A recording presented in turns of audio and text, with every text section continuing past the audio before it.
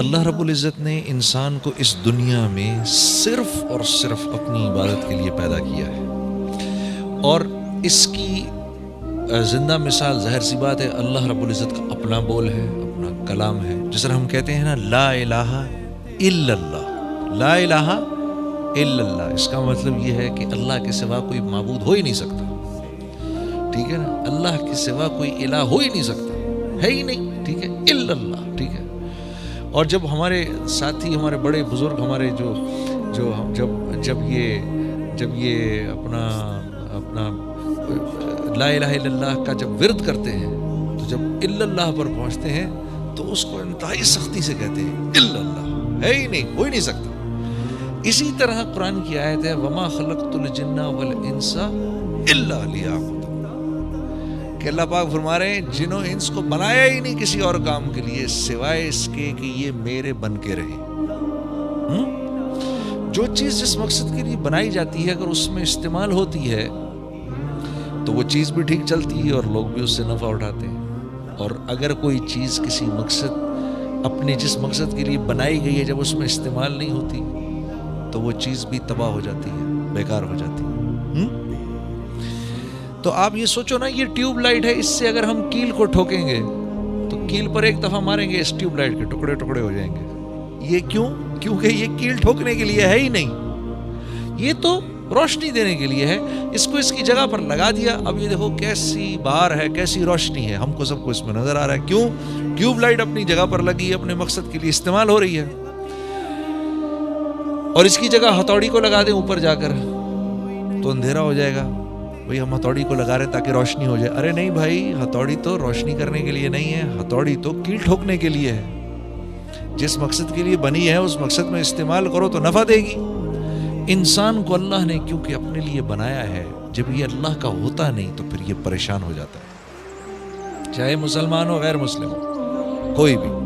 ہاں، کیونکہ اللہ رب العزت نے عالم ارواح میں انسانوں کی روحیں سامنے تھیں، اپنی تجلی ماری ان پر، روحیں مدہوش ہو گئیں، اور پھر پوچھا الست بربکم، کیا میں تمہارا رب نہیں ہوں؟ یقین کرو ہم سب نے، ہماری روحوں نے، ابو جہل کی روح نے، فرعون کی روح نے، نمرود کی روح نے، شداد کی روح نے، ان بڑے بڑے کافروں تک کی روحوں نے جب اللہ کی تجلی ان پر پڑی ہے تو کہا بلا، آپ کے علاوہ اور ہمارا رب ہو کون سکتا ہے؟ رب کس کو کہتے ہیں؟ رب کس کو کہتے ہیں؟ مفتی تقی عثمانی صاحب کا وہ کلام میں کبھی کبھار پڑھتا ہوں. محبت کیا ہے؟ دل کا درد سے معمور ہو جانا. محبت کیا ہے؟ دل کا درد سے معمور ہو جانا، متائے جاں کسی کو سونپ کر مجبور ہو جانا. ہاں، اپنی خوشی نہ خوشی کسی کو سونپ کر مجبور ہو گئے. بیٹا میں جانتا ہوں یہ تیری پسند کی چیز ہے، بیٹا میں جانتا ہوں بڑے عرصے سے تو مانگ رہا ہے، لیکن میں کیا کروں، اللہ اور اس کے رسول کا حکم نہیں، بیٹا میں نہیں دے سکتا تجھے. ہاں، مجبور ہو گئے. اپنا بھی دل چاہ رہا ہے، اکلوتا بیٹا ہے، اکلوتا بچہ ہے، رو رہا ہے، آنکھوں میں آنسو ہیں، مجھے چاہیے مجھے چاہیے، لیکن نہیں بیٹا نہیں بیٹا، تیرے آنسو برداشت کر سکتا ہوں. ہاں، تو کیا تیرے جیسے 100 ہوں آنسو برداشت کر سکتا ہوں، لیکن اللہ کا حکم نہیں توڑ سکتا، بیٹا میں مجبور ہوں. ہاں، تو متائے جاں یہ محبت کی نشانی ہے، متائے جاں کسی کو سونپ کر مجبور ہو جانا. جب ہم کہتے ہیں نا رب ہے اللہ میرا رب ہے، تو پھر کیا ہے؟ اللہ من چاہی نہیں چلے گی، رب چاہی چلے گی. لا الہ الا اللہ کا مفہوم کیا ہے؟ من چاہی نہیں چلے گی، رب چاہی چلے گی. جیسے آپ چاہیں گے ویسے کریں گے. یا اللہ میں کچھ نہیں، میرا کچھ نہیں، مجھ سے کچھ نہیں.